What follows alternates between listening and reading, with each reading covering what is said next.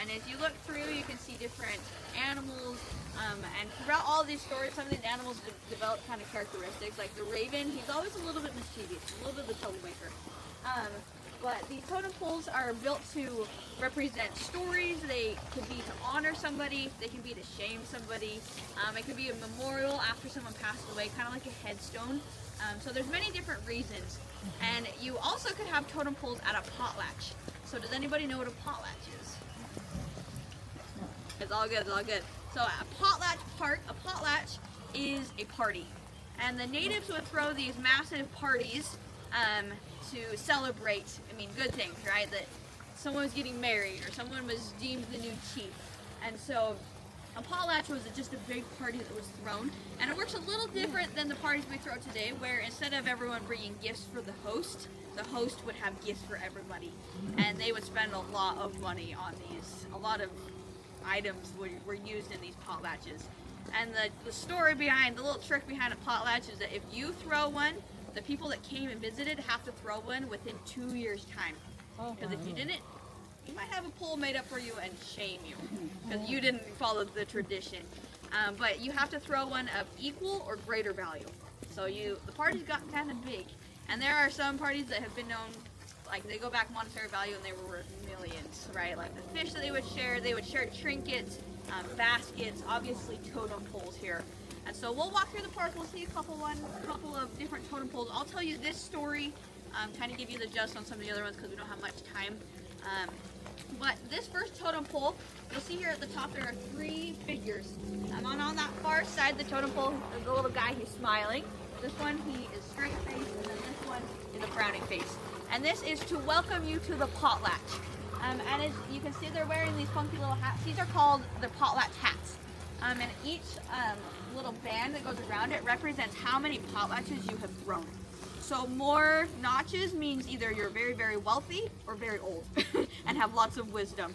And so, but these smiley faces, you're always welcome. If you're invited to the potlatch, it's important to come. But if you come in the back door, you're not welcome. You're in trouble, right? If you try to sneak in and get away without being, noticed because you don't want to throw your potlatch. And so you guys are welcome to come in because you came in the front door of the park today. But then we also see beneath it, this is a raven. You can tell the difference between like a raven or an eagle based off of their beak. So the ravens usually have a straight beak and eagles are usually pointed down a little bit more. So we'll head over to this first totem pole and I can tell you a story about it.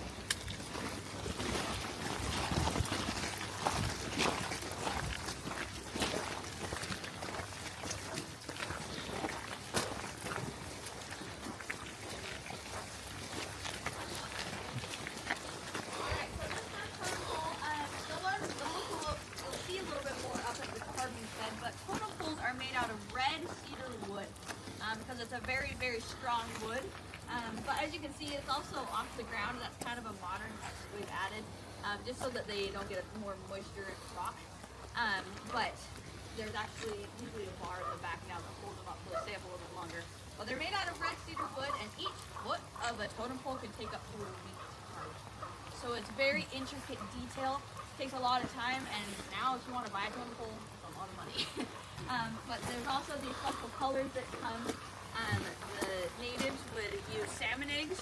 The women would put them in their mouths, actually swish them around, strain out the oils, mix them with natural minerals, and that's how we get the colors. They would get the colors. Now, they just go to the hardware store. It's a little bit easier. But a totem pole will last anywhere from 30 to 60 years. There have been some that are known to stand for up to 100 years, especially if they get tossed around in some salt water, taken downstream. The salt water will actually crystallize and help them stand a little longer. But this is the story of Sea Woman. Initially, she wasn't named Sea Woman, but she was engaged to a mighty hunter to be married. And they were preparing for a potlatch to be thrown in their honor. And so everybody was working hard in the village. She was actually a basket weaver, while her fiance was a mighty hunter. And they went out and about to prepare and get ready. And he was going on a large hunting trip where he'd be back in about 2 weeks' time. And so she sent him off, and it was sad to see him go, but they knew they were preparing for their wedding day and for their potlatch. And so 2 weeks comes, and he didn't come back. Neither did any of the hunting group. and she was worried. She was worried about her fiance. So she called upon her 3 friends, as we can see. The very top one was the eagle, the whale, and the owl. And the owl, as you can usually tell it's an owl because they have very large eyes. But she called upon her first friend, the eagle, and says, will you go fly out and see if you can find my husband, or her fiance, soon-to-be husband, right? And he says, yeah, I can do that. So he flies out, he soars above all the land, and he comes back and says, I didn't find him. You know, he's gone. And so, a little bit distraught, she calls upon her next friend, the whale. And she says, I know you can't see high, but you can see low. So will you go skim the shoreline, and hopefully not, but if he is underwater dead, please bring him back to me. And so the whale goes out, and he skims along, and he goes down deep, and he comes back, he returns and says, I haven't found him. And at this point, she's really nervous, she's really worried. So finally she calls upon her friend, the owl. And he says that he'll go out on one stipulation, that he will wait until the nighttime. And she says, well, why are you waiting till the nighttime? He says, I have large eyes, I have a large wingspan, and I see better at night. And so they wait till night falls, he goes out, and he soars and looks. He doesn't see anything, and just as he's about to turn around, he looks down and he sees a fire burning. And so he says, well, that must be them, they're lost. And so he goes down there and he meets the group, and they say, yep, we were lost, so we haven't been able to get the job quite done. We'll be about another week or so. And so Owl returns to the woman and says, I found him, he's okay, the group has just got a little bit more work to do. And so she decides that she's happy that he is still alive, but she still wants to see him. So she calls upon her 2 other friends again, the whale and the eagle. Eagle can soar above, now they know their location, and she followed along on the whale's back and took her to her fiance.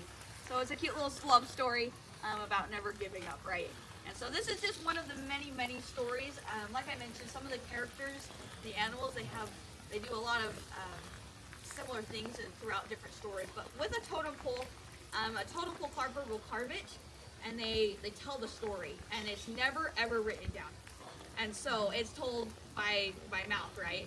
And so the stories might change a little bit. You might hear the same story I told you, but you're like, oh, that's not what she said. But it's what everybody kind of hears and goes along down the trail. So we will head down and kind of look at some more totem poles, and then we will see some clan houses or what a village would look like. So you guys can take pictures and follow along.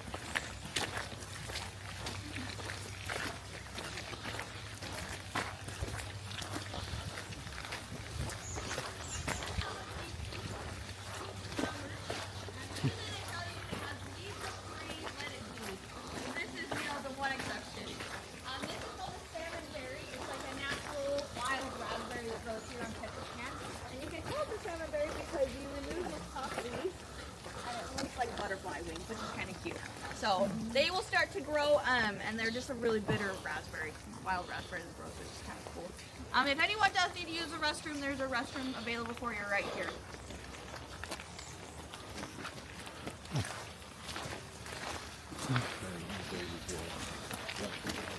And the owners of the park, as much as they love photos, they also love cars. So there's some cool cars around the corner if you want to go check them out.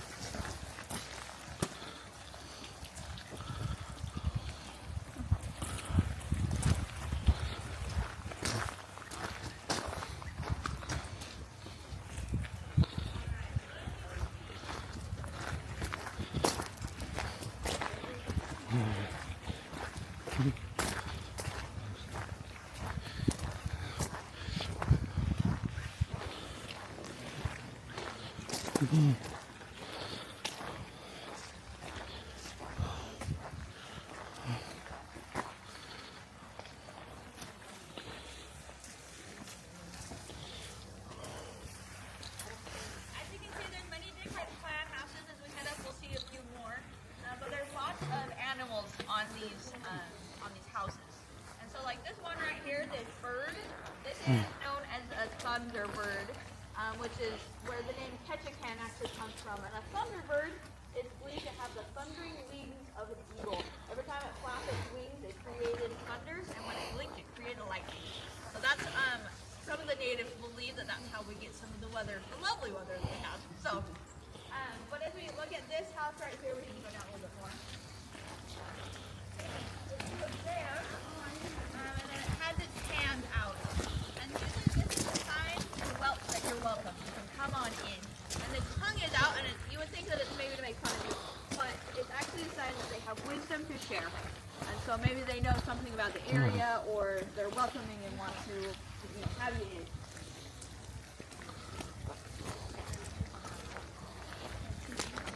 And it's not quite a traditional plant house because it usually didn't have windows like that. But that opening was about the size of the opening on their houses. It serves two purposes: to keep the clan house a little bit warmer, and also a security door.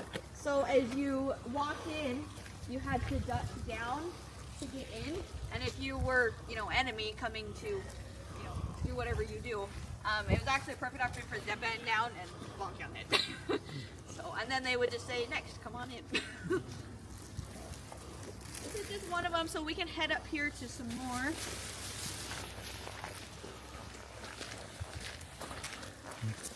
If anybody wants a picture, I'm totally welcome to take pictures too. So.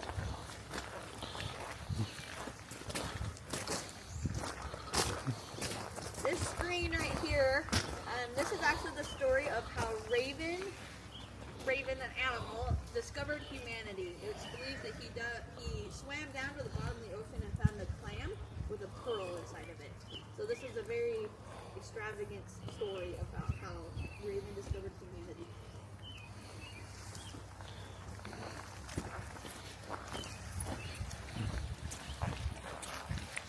Totem pole right here is to signify a family. So usually in front of a clan house there was totem poles that represented that family. It's kind of the moieties that represent them.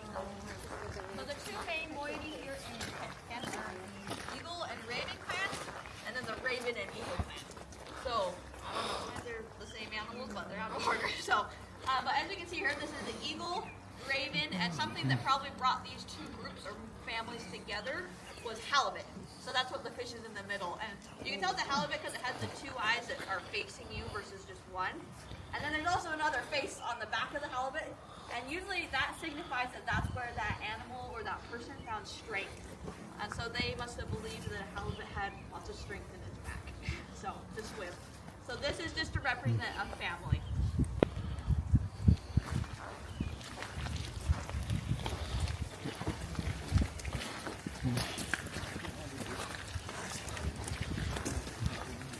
Similar to the first story I shared, that was Sea Woman. This is Whale Woman. It's actually kind of a sad story. In the end, she dies. Sorry, spoiler. But there are many different stories here. And as you look behind, there's this log actually that's covered in moss. So at the end of a totem pole's life, when it falls over, they don't pull it back up. It's the end of its life. It has done what it was asked to do. And so it becomes nursing logs, and as you can see, there's more trees that can grow out of it. They can get these nutrients. So they're very sacred, the totem poles are, so you don't sit on them, but once a totem pole falls, it is there to return to the earth.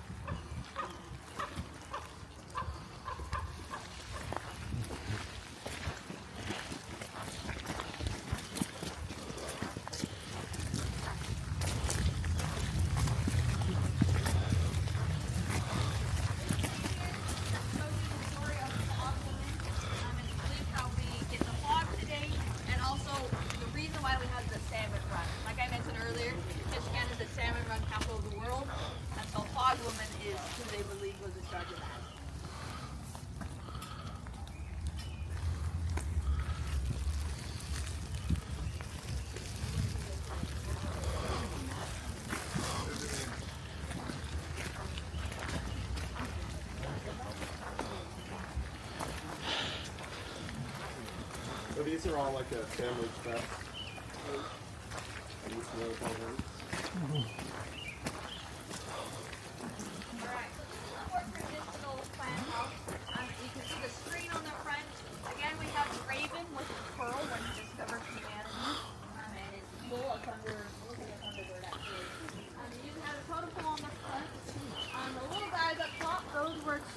part or warn against, you know, don't come here and pillage us. But this is the hole. This hole is about the size that they would be for them to enter into their homes. But we will go inside and kind of see more of what the inside looks like. I think they're heading out, so.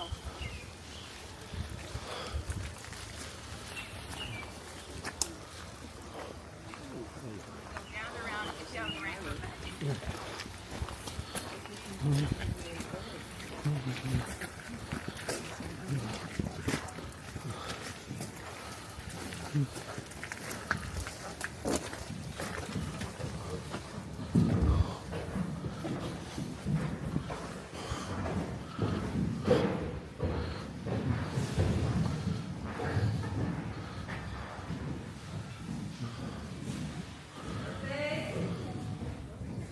Alright, so the inside of this townhouse, usually this is where the opening is to get in, up here at the front. But this is a pretty normal layout. You come in and there's a fire, and you can step down because we don't really have a rock, we don't want one. But usually there's a big fire here for the heat. There are smaller fires around it that they would usually cook. But the groups that would stay here, there could be multiple families. And basically, if you were higher up, if you were a chief, you stood at the back because the door was colder. And so you had to have a warmer place if you were kind of higher up in the clan. But these houses are built out of red and yellow cedar. As you see, we have doors on the side. They don't normally have those. Those are doors. But these clan houses are cool because they're kind of like a giant puzzle. They were able to just notch them all together, and when it was time to leave to the next block, they could take the notches out and pack up house and leave. The only thing that would stay would be 4 totem poles that kind of represented the clan. As you can see, there's like a badger and an owl, a halibut again, shows the different clans. And so they would pack up and go to the next location, and if they wanted to, they could come back and put their house in the exact same spot. So in the winter, the clan houses were housing away from the cold. In the summer, the clan house was actually a smokehouse. And so it had lots of purposes. And one thing I learned the last time I was, learning more about these is that these wood plates would normally come up so you could hide belongings. Or if you were being attacked, you could hide babies under it. So it served many different purposes.